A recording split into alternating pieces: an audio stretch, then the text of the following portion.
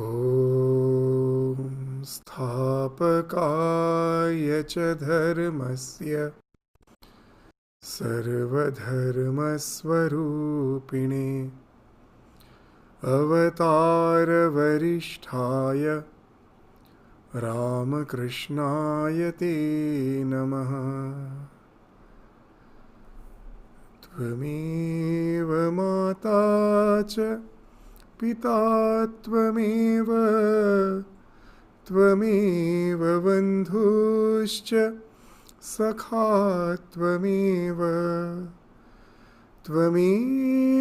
विद्यां द्रविणं त्वमेव सर्वं मम देव देव।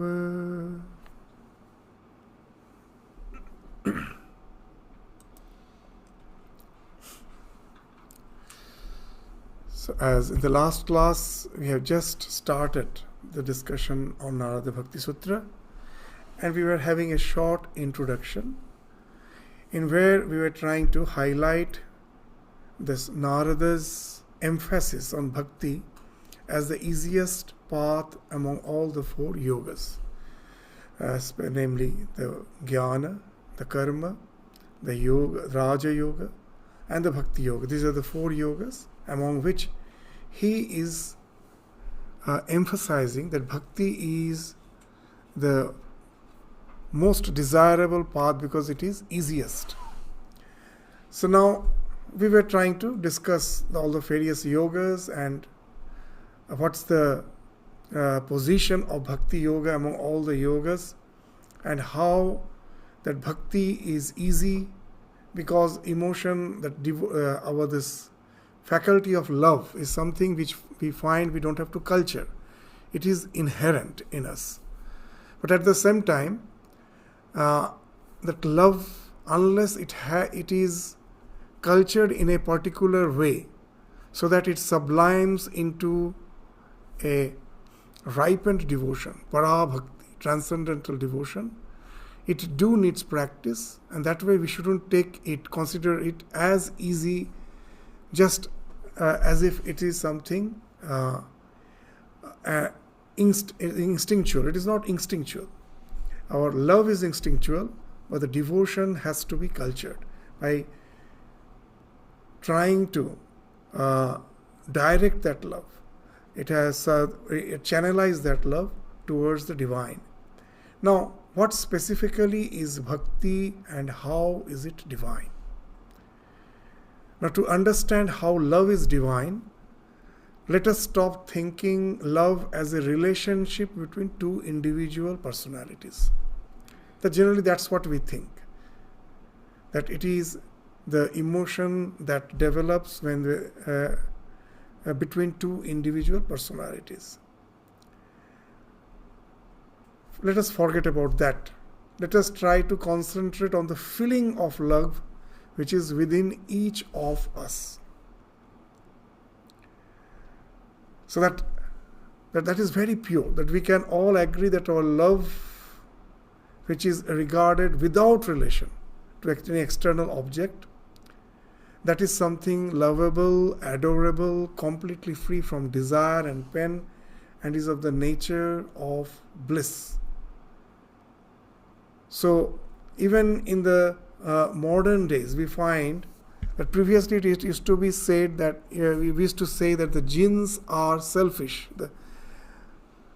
But nowadays they are saying that no, that somehow it is inherent in the creation that the jinns are altruistic. That the love, compassion, these emotions are something which are inbuilt. Even in Bhagavad Gita, we find that wonderful verse in the 3rd chapter, the 10th verse. What it says? Saha yagya praja srishtva purovacha prajapatihi anena prasavishwadhyam esha vostishtva kamadhuk. What is saying? The Lord is saying that in the very beginning of creation, that the ultimate reality which is beyond all attributes. But when it finds expression as this universe, it follows certain laws. Though the ultimate reality is beyond law, but when it finds expression as the creation, it finds expression as the Shakti, expression of energy. And that energy is not chaotic. It follows certain laws. Just to give a common example, to have an idea that what something which is beyond, is transcendental, is beyond the form of energy. It is something which is beyond Shakti, can find expression as Shakti, and once it finds expression as energy or Shakti, it follows certain laws. Just take an iron bar. An iron bar is not a magnet. But we know, even in our basic science, we know that the iron bar has innumerable magnetic dipoles. The unit of magnetism, magnetic dipoles. But in spite of the fact that it has innumerable magnetic dipoles, its magnetic field is zero. Why? Because all the magnetic dipoles are scattered in various directions. So, the magnetism of one dipole negates the other, as it is all scattered. So the net magnetic force is zero, as one is negating with the others. So it's zero means balance. Even in the absolute reality, when we say Brahman is something which is beyond attributes, it is something which speaks of balance. So that Shunya, zero doesn't mean the absence of anything, it means balance. Even in mathematics, a 4 minus 4 is 0. The same quantity, when it negates the same quantity, it's 0. It speaks of balance. So magnetic field is 0 when all the magnetic dipoles are scattered. Now, if with the help of some external magnet or in whatever way, if I can orient all the dipoles in that magnetic bar in such a way that all the north poles are facing in one direction and the south pole in the opposite direction, then that iron bar will immediately get converted into magnet, and we will find expression of Shakti, energy. Where the magnetic field was 0, it was something beyond transcending Shakti. Now we find the expression of Shakti. And the moment that Shakti comes into picture, is it chaotic? No.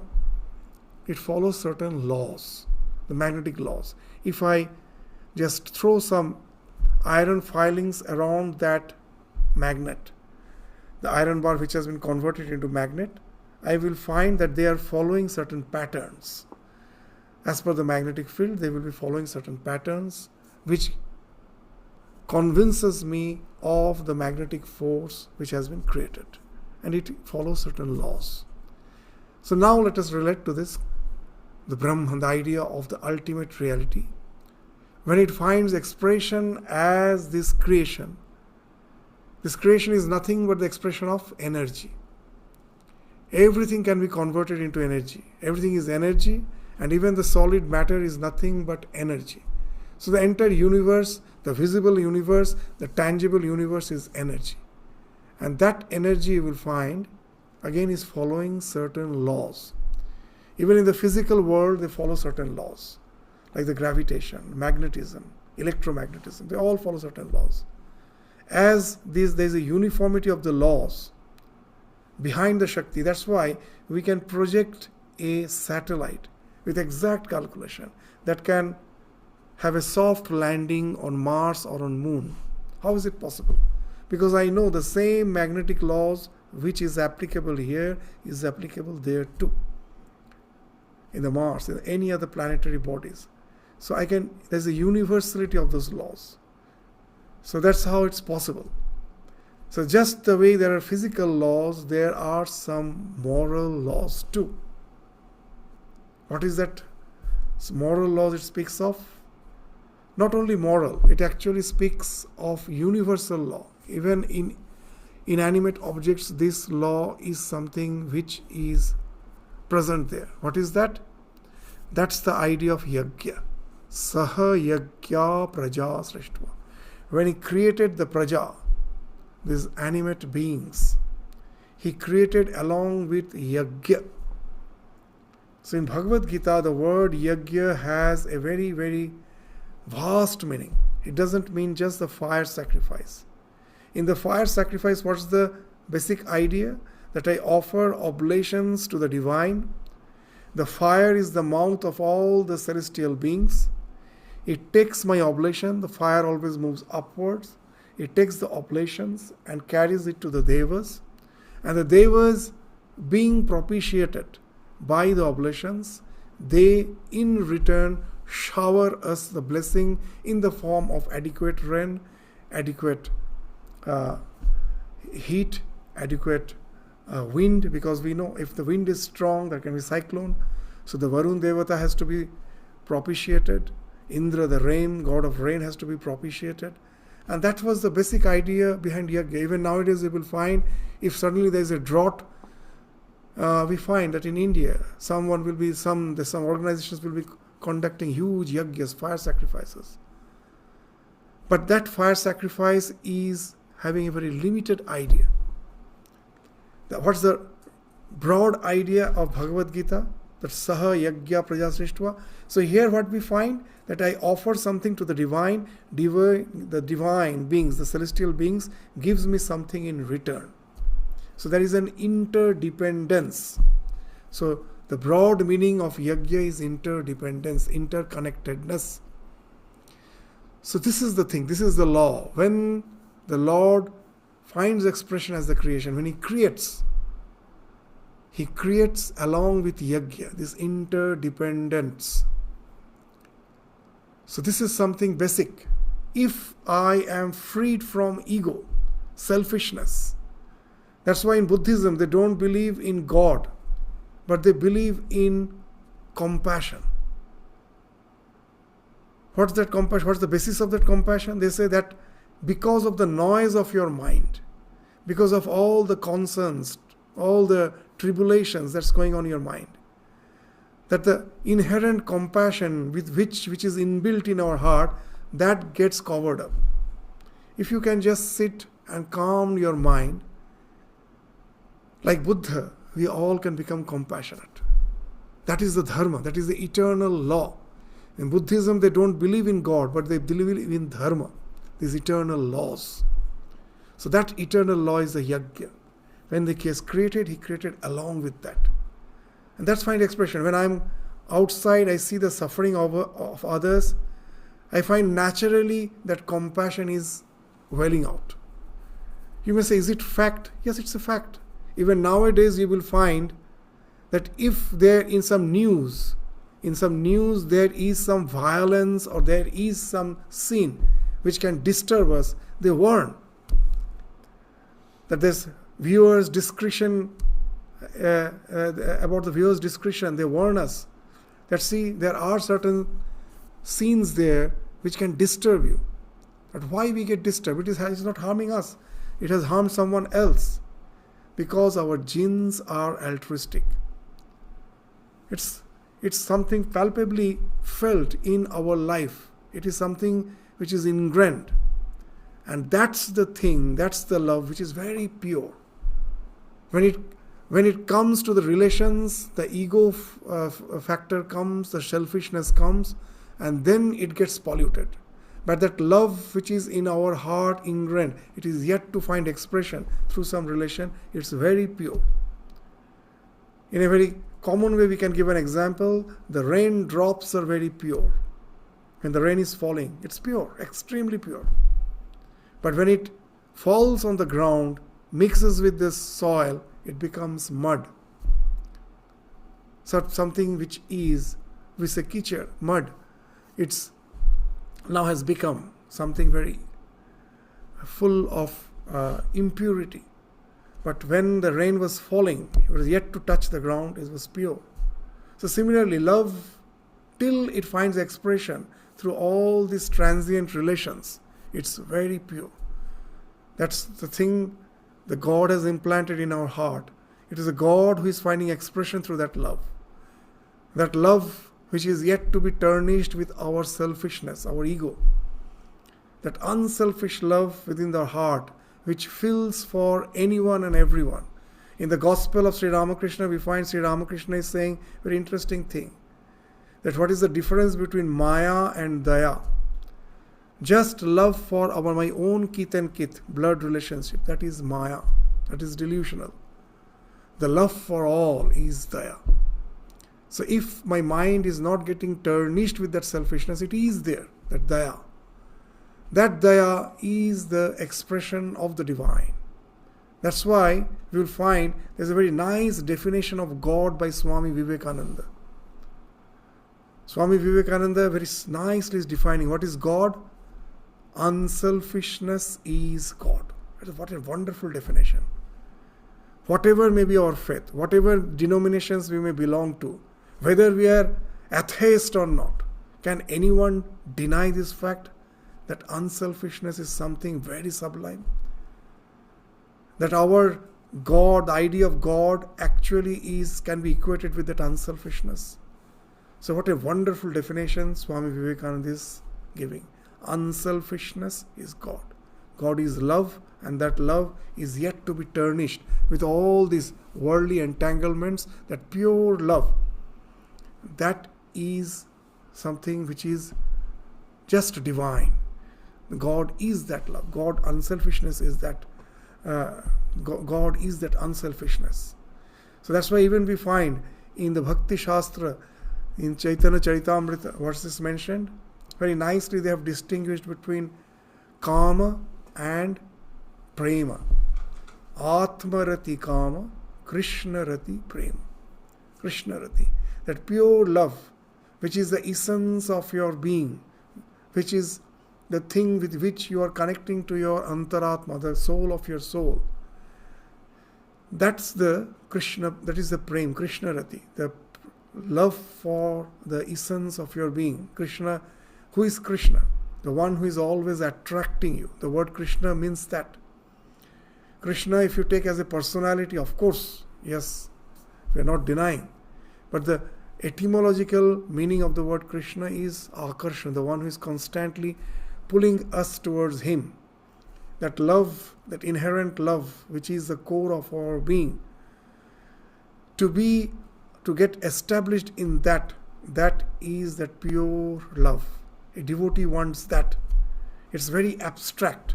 That love need not be polluted by any worldly relation. In worldly relation, you will find actually it is Atmarati. Why I love others? Because it gives pleasure to me. You will find it is very selfish. I say I love that person, I love him or her or whatever it may be. Why I love? At last you will find that it gives me pleasure. It is actually self-pleasure seeking. So that is Atmarati.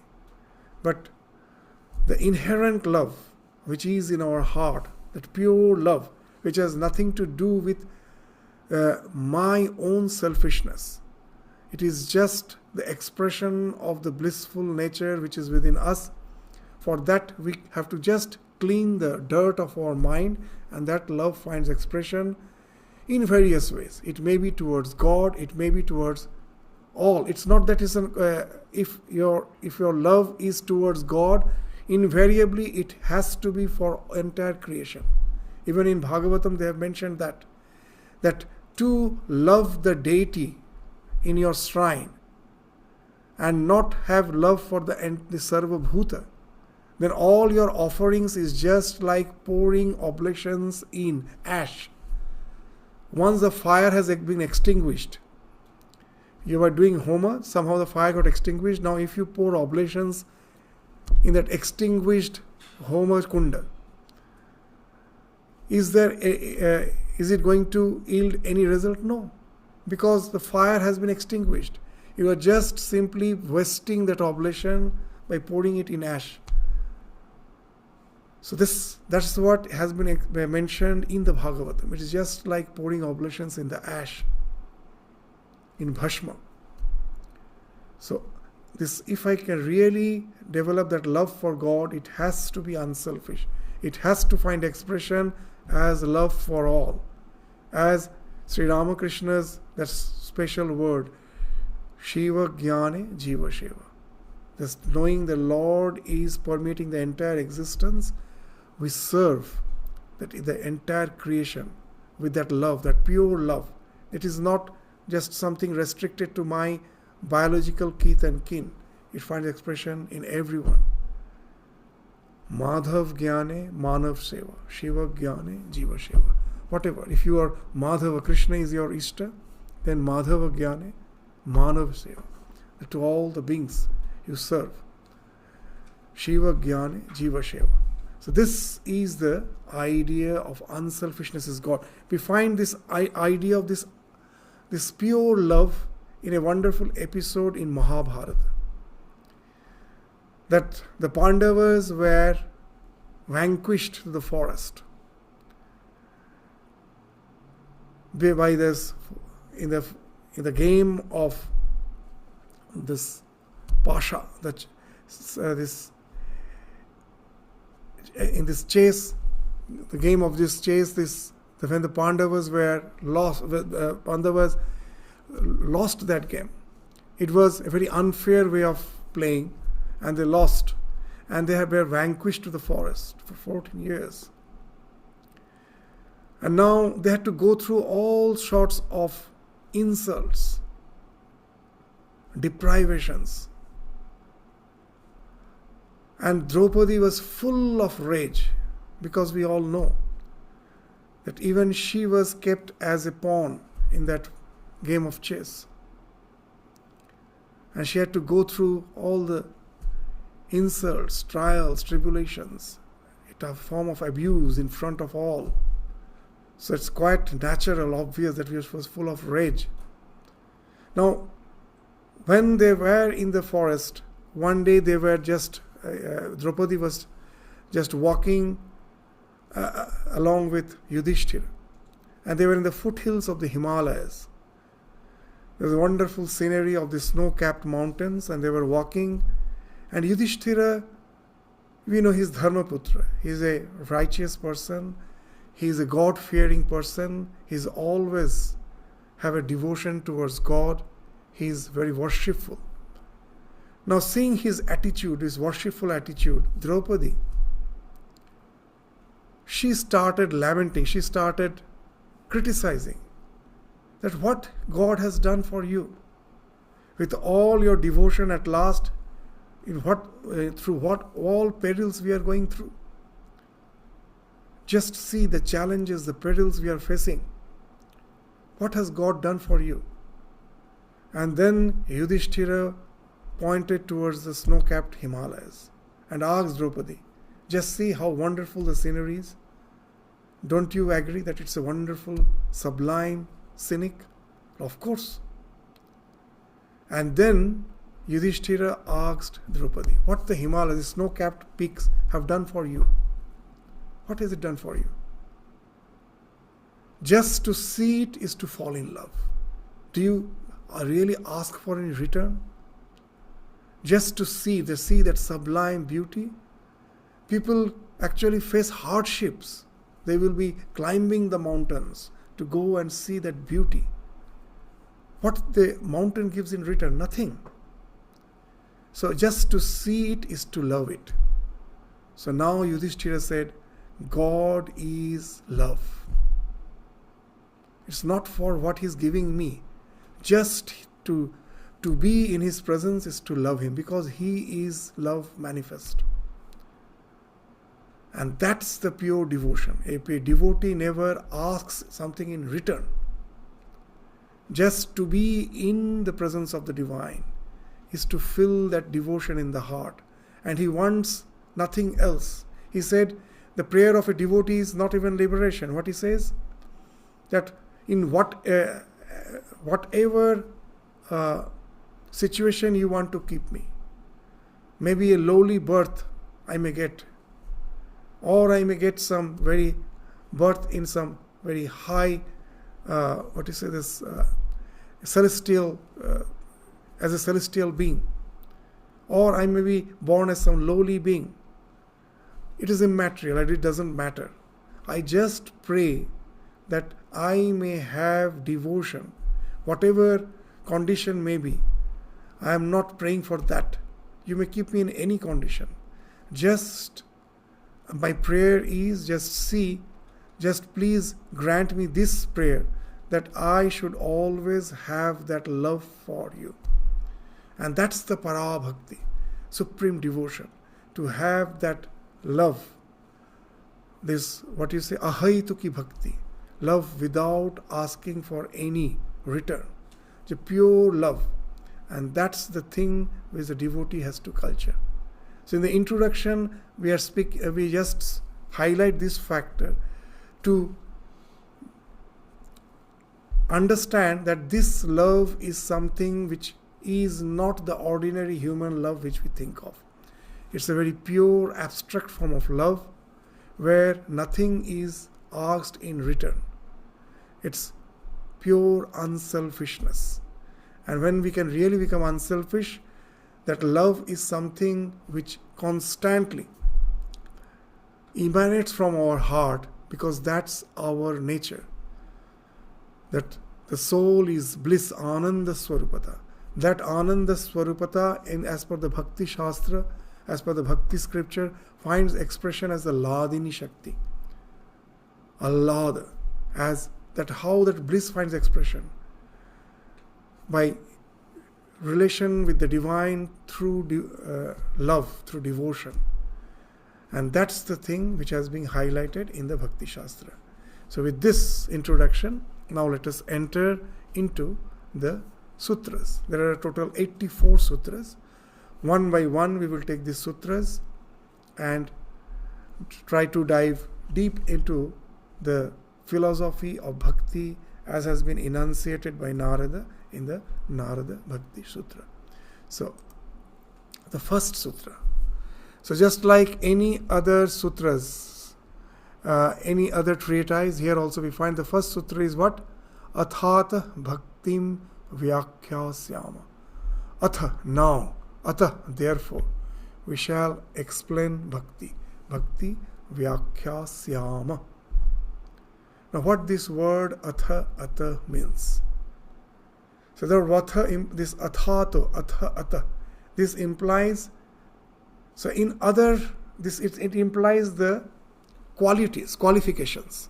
Whenever I am in pursuit of some knowledge, I have to have some basic qualifications, isn't it? For Jnana Yoga, that we have to have some basic, that Viveka, Vairagya, this Samadhamadi Shat Sampatti, Mumukshutvam. So these are the qualifications you should have. You have already developed, cultured those, and then you are qualified to study, to proceed in the path of jnana. But for bhakti, what are the qualifications required? So atha speaks of that qualifications.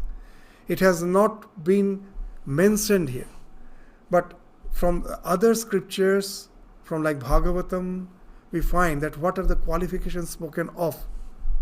Very interesting. As we were saying, that love is something inherent. So for that, we did not need that rigorous discipline as the qualification to pursue bhakti. So what this atha means? It means somehow, by the blessing of the divine, by his blessing, somehow have felt the need for the love for the divine in my heart. It's not curiosity mongering. Just, let me go through the book, what it says, out of curiosity. No. It is not any intellectual jargon. It is somehow I have felt the need for the devotion in my heart. Nothing else is required. Atha. This one need not be an erudite scholar. One may even be an unlettered person. But for some reason or other, has felt the need for God. To give an example, that most probably just as it happened just let us go to the Gospel of Sri Ramakrishna. The author, the compiler of the Gospel, the author of the Gospel, Mahendranath. Mahendranath was going through very rough patch in his life. He was even contemplating of suicide. He has left his parental home, and with his wife he somehow just took shelter in one of his elder sister's house, just temporarily, and he doesn't know where to go. And he was really going through this lot of the struggle because of this family disturbances. And he was in such a dejected mood, he was thinking of committing suicide. And then one day, one of his friends, Sidhu, he just says, finding that he is in such a dejected mood, told, why not? Let's just go for a walk. There are a lot of this garden houses there in the outskirts of Calcutta. Let's go. And that's how, just without any plan, they came to Dakshineshwar. It is Sidhu, even Mahendranath had have not planned previously. Somehow he came. And who brought Sidhu? This Sidhu never again visited Dakshineshwar. That was the only time he came along with Mahendranath. And Mahendranath, without any plan, suddenly have heard that a Paramahamsa stays here in the garden house of Dakshineshwar, and he inquired and came to know that he is there in his room. He enters the room and finds a group of devotees sitting there, and Sri Ramakrishna is speaking. And what he felt, the first thing, as if Shukadeva is sitting, and all are the saints, all of the saints are just there, devotees are there, listening to the words, those coming from this nectar of words coming. That's why it's Kathamrita. Kathamrita is the nectar of words coming out from his mouth, issuing from his mouth. And just see, there was no plan. Immediately that love he felt, and that made him again and again to come to Dakshineshwar for the second time, for the third time. For the third time when he came, Sri Ramakrishna was seated along with the young boys. He was having some fun and frolic. And seeing Mahendranath, who is known as Master Mahashaya, when seeing him just arriving again for the third time, jokingly Sri Ramakrishna is saying a very interesting thing. What he is saying? That a man fed a peacock with opium at 4 p.m. in one evening. One evening at 4 p.m. he fed a peacock with some opium. And next day, exactly at 4 p.m., the peacock came back. And all had a hearty laugh. But what's that? That's the thing which is spoken of in Bhagavatam in a wonderful verse. What is they saying?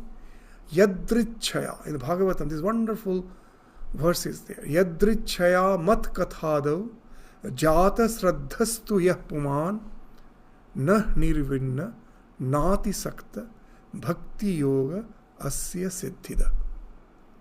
That for whom this bhakti yoga is yadrichaya mat. By chance, by his grace, somehow he has developed the taste of my words, my life, my teachings. Just see in the Master Mahashaya's life, the same thing happened. There was no plan. Suddenly he came. As if it was a divine plan. It was his grace. And immediately he was totally infatuated by the words of the Master, the words of the divine. So yadrichaya mat kathadav jata sraddhastu. Immediately the Shraddha bonds. He feels, yes, this is the thing I was wanting. I never knew, but just after hearing this, I feel this is the thing I wanted. Jata Shraddha. The Shraddha has been born. Jata means to be born. What? Shraddha. What has born? Shraddha. Immediately the Shraddha. That's born. He feels it in his heart. For such a person, we will find? What's his nature? Very interesting. The next line. Na nirvinna. The one who is extremely detached, for him it is Jnana Yoga. He has that tremendous power. What is this Brahma Satya Jagan Mithya? So we say, but we can never act according to it. Because I find that my impulses, my senses are so impulsive that even if I go on repeating Brahma Satya Jagan Mithya, I find that my mind, my senses are being dragged by the world. I don't have the willpower to restrict. I don't have the tremendous detachment. So here they're saying, for the one who is in the path of bhakti, somehow he has developed that love. Somehow he has developed that by his God's blessing. He is neither have that extreme renunciation, na nirvinna, na atisakta. Also, he is not too attached. Otherwise, he wouldn't have developed that Shraddha. You will find most of the people, when even that he used to say that for most of the people, worldly people, Sri Ramakrishna used to give a nice example. They are like the hard rock. If you just hammer a nail on it, the nail breaks. Nothing happens to the rock. It is so solid. So he's saying that for most of the people, they are like that hard rock. So they're so extremely attached to the world that nothing can enter into this. Even the nail of bhakti, if you are hammering, it won't enter.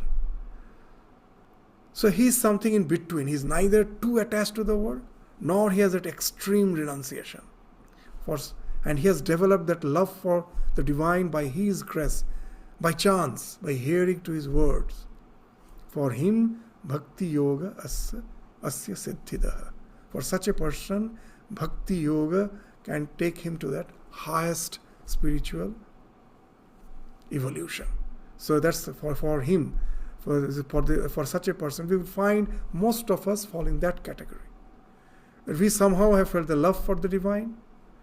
We are neither too attached, nor we have that extreme renunciation, somewhere in between. So this atha. Now therefore, what's the qualification? For such a person, if you have felt the need for God, though you know that you don't have that extreme renunciation, nor you are extremely attached, then Bhakti Yoga is for you. So that's the wonderful thing which we find has been spoken of in the Bhagavatam. So Atha speaks of that. Atha. Now therefore, that as you have felt the love of God in your heart, so now let's proceed with the science of bhakti. So now this bhakti, this is something very interesting. It is something is a basic need of humanity. That Swami Vivekananda used to say that religion is the basic need of man. Just the way that without food, without air, without water, I cannot survive. That humans are so constituted that without religion, and that religion speaks of religion of love, we cannot live. You will find that throughout the world, in some form or other, everywhere, religion do exist. You go to any tribal, these tribals who have not yet seen the light of civilization, still they are living a very primitive life. There also you will find some form of religion is there. Wherever you may go. Interestingly, when in the communist Russia, religion was banned for 60 years. That there shouldn't be any public practice of religion. The moment that ban was removed, immediately we find there's a tremendous, overwhelming, this yearning for religion. All sorts of sects, denominations, they have sprung in the soil of Russia, we find at present. Immediately, for 60 years, for 6 decades, there was no such religion. Immediately, the moment that the imposed ban was uplifted, immediately we find it is something basic need. So that's what we are saying, but this need is not felt suddenly. As we evolve through the various experiences of life, we will find that it comes eventually. What are these various experiences of life? Again in Bhagavad Gita, there's a nice verse which speaks of that how that need for something divine in our life, to relate to Him through bhakti, that need gradually evolves in our life. And as per our spiritual evolution, we will find that all devotees do not belong to the same category. This may develop for the various reasons, as has been nicely depicted in the Bhagavad Gita. We find in the 7th chapter, the 16th verse speaks of these various types of devotees. Therefore, various reasons for which we find that devotion has developed in the heart. What are these? There are 4 types. Chaturvidha bhajante mam. These 4 types of people worship me. Chaturvidha bhajante mam.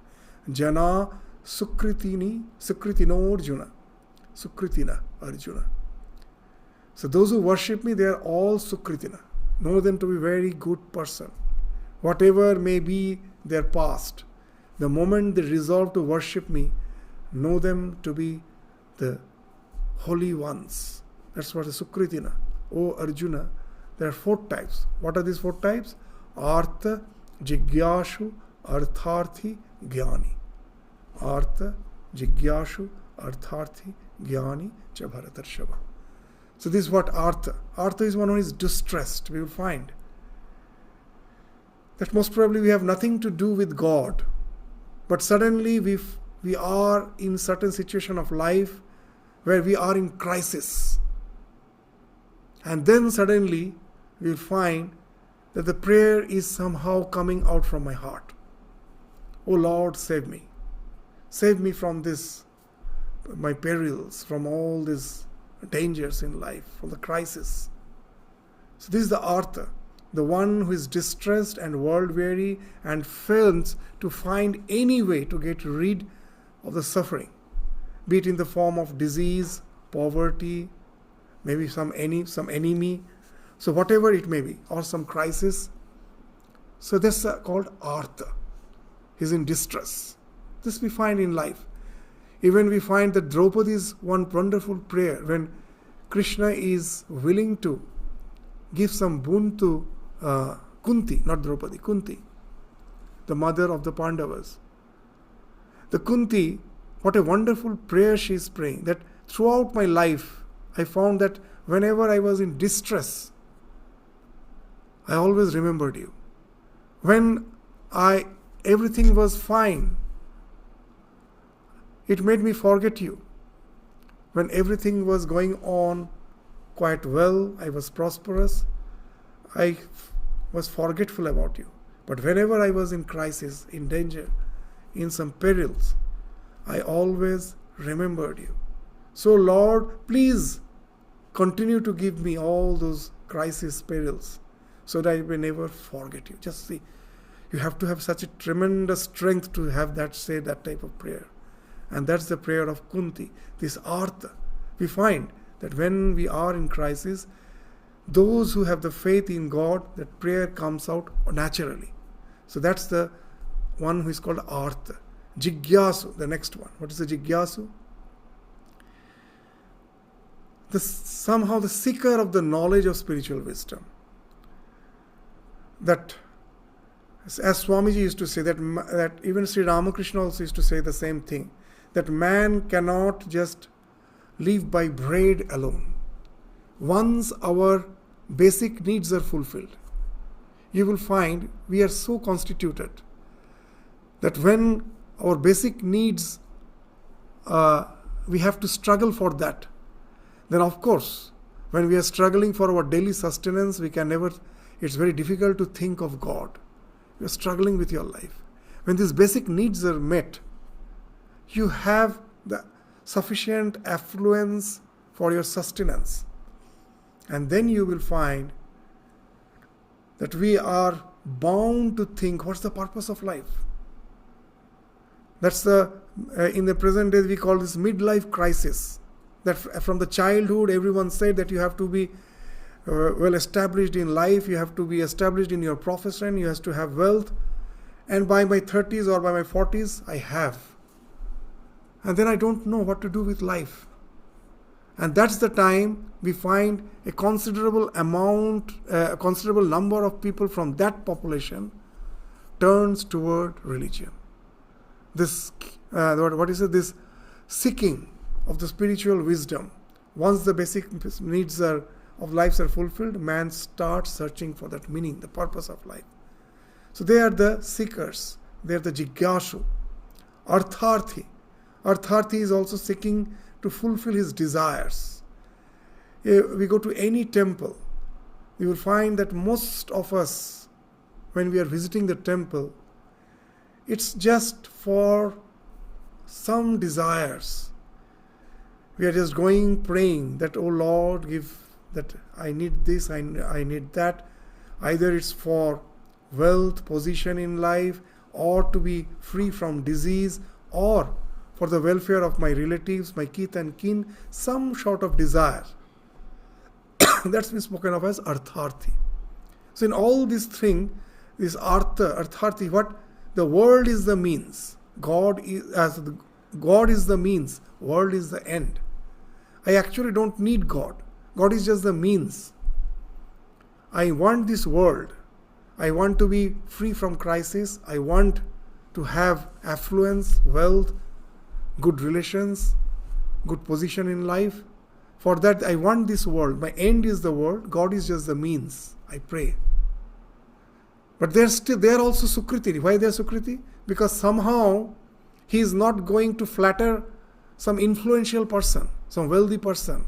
I need wealth, so I go to a wealthy person. I need some good position in life, I go to an influential person.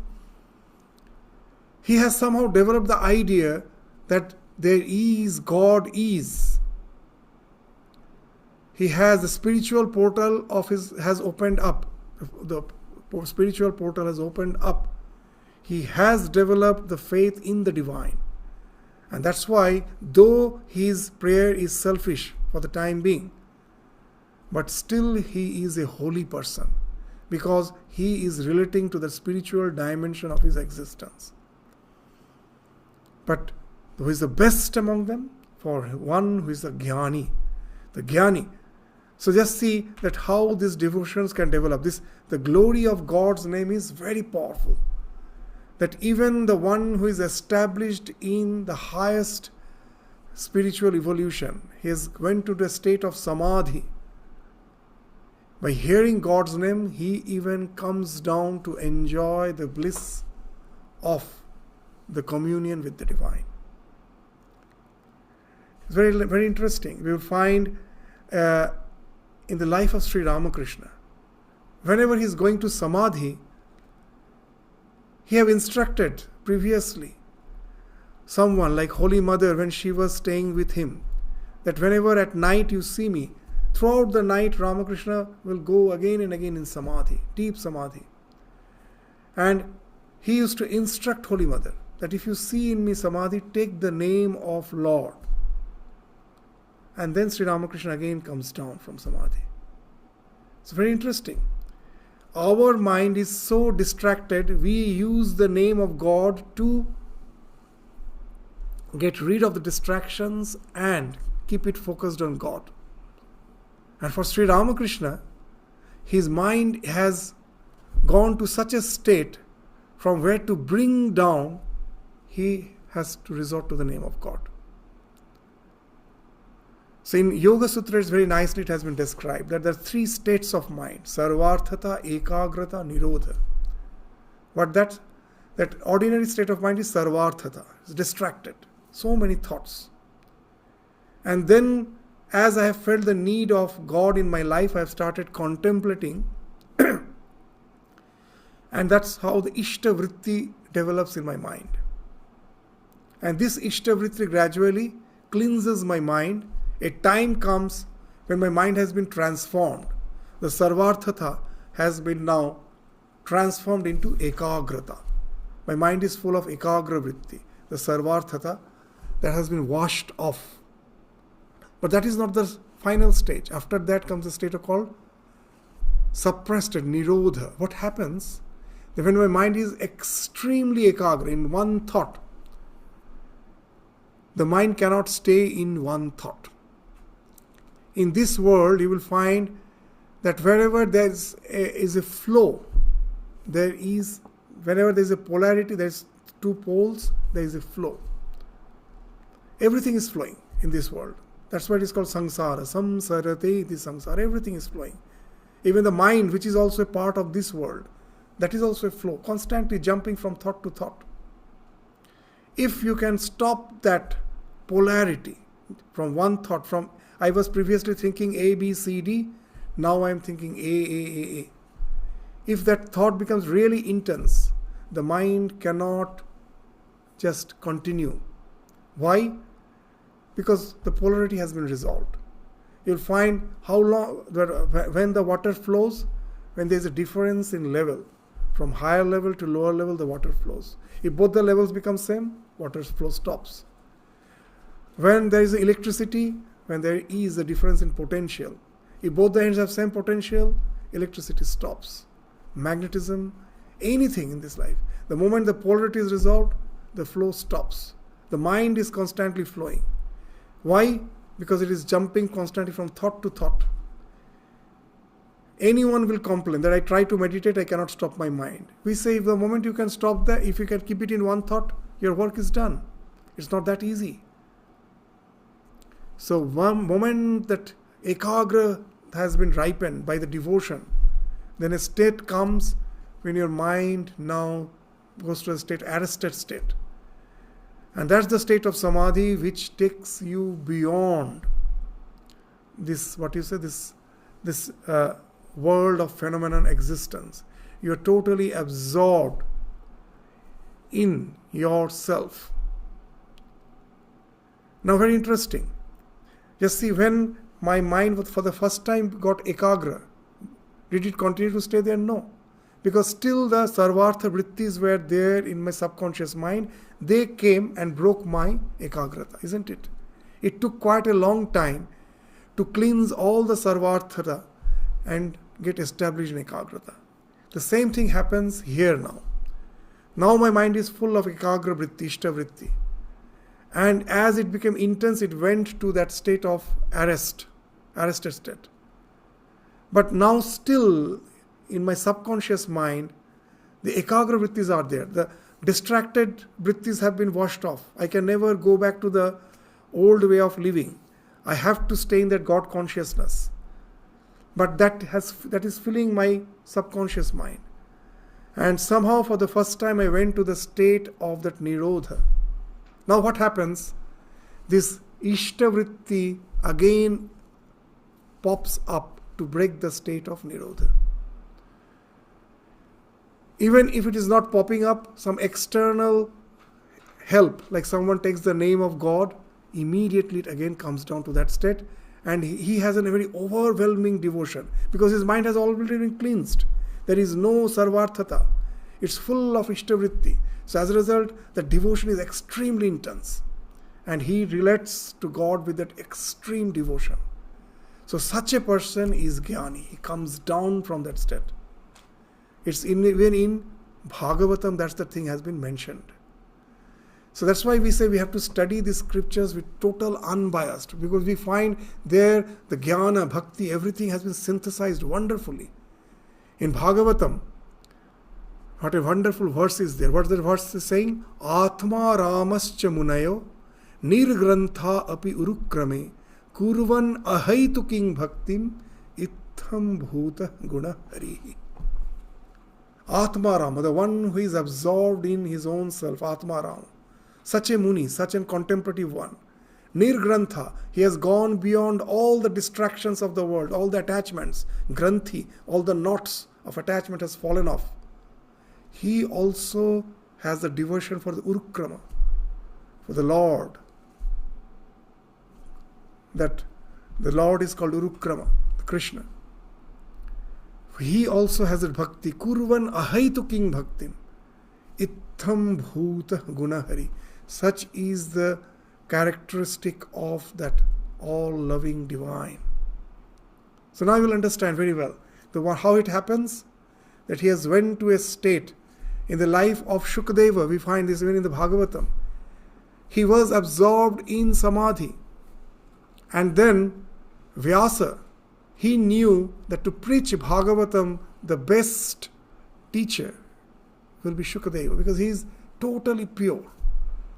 Unless a soul who has no trace of impurity, such a soul alone can teach the Bhagavatam.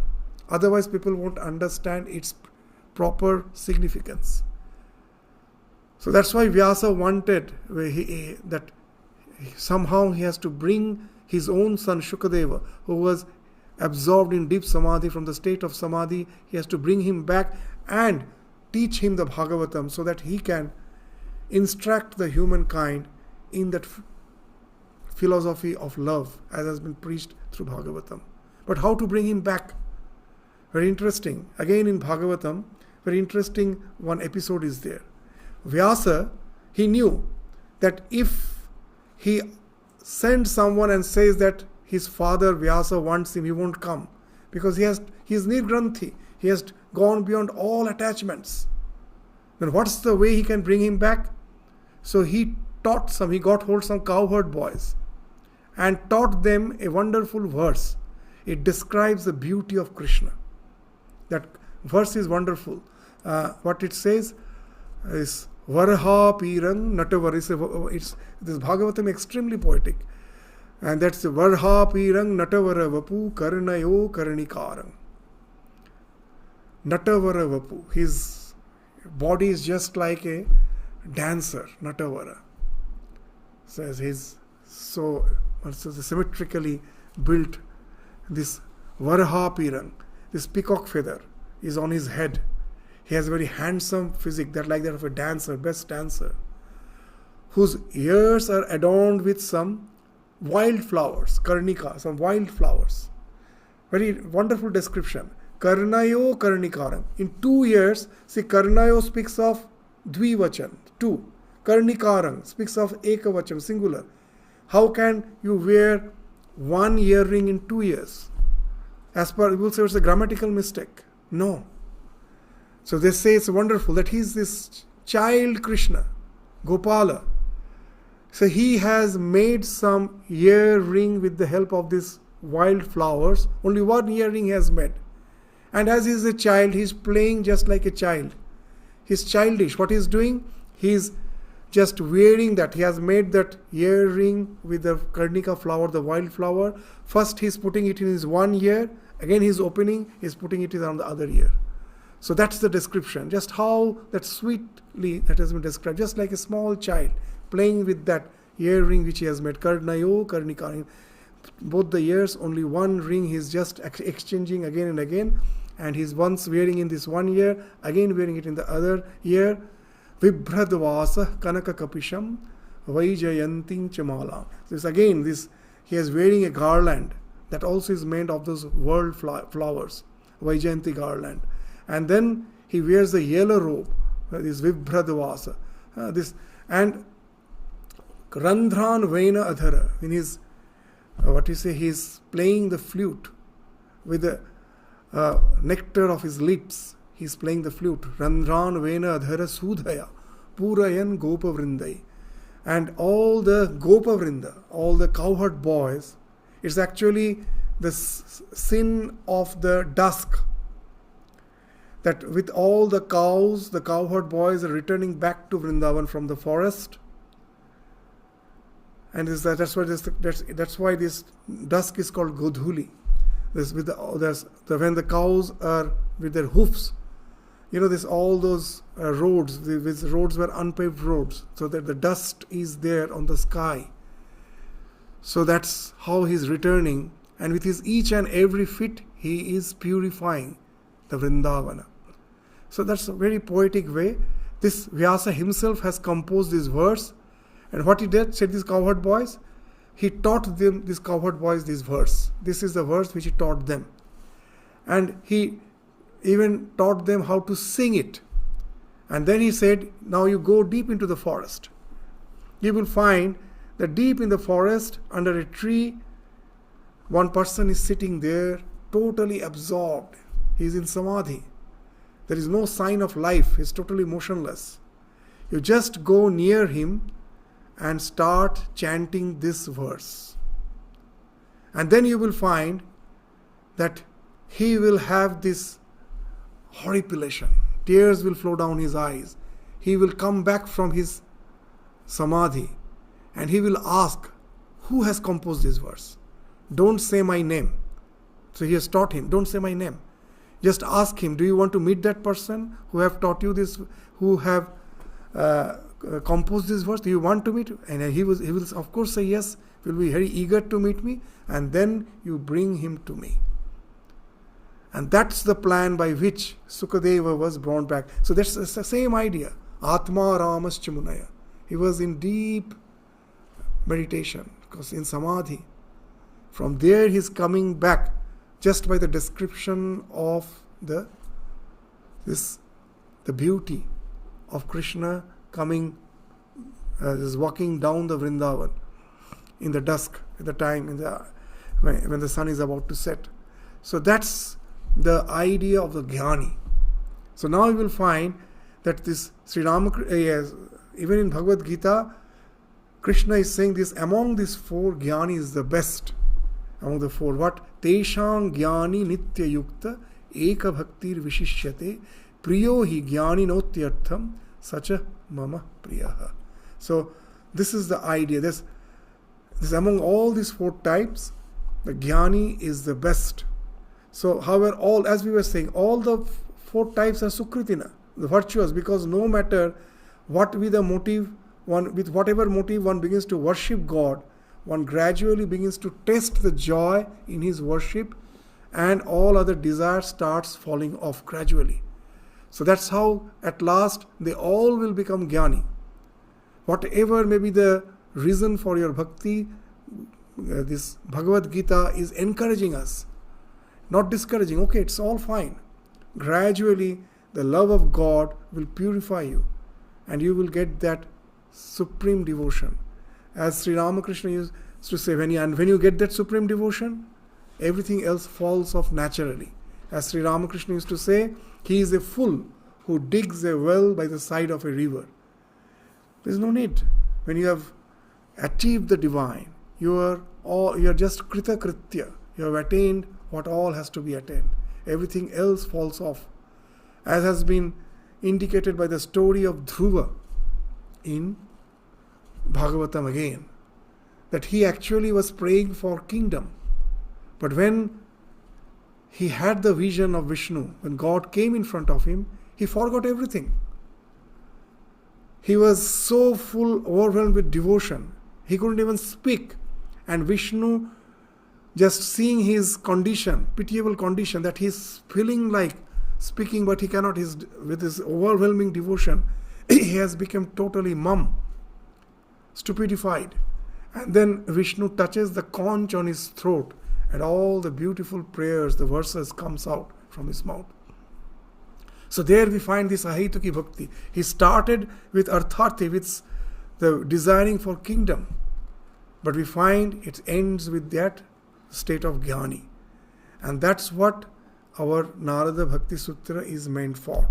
This Atha, whatever may be the reason for which you have developed this little love for the divine by his grace, know it for certain, this alone is sufficient, your quality, to take you to that highest realization.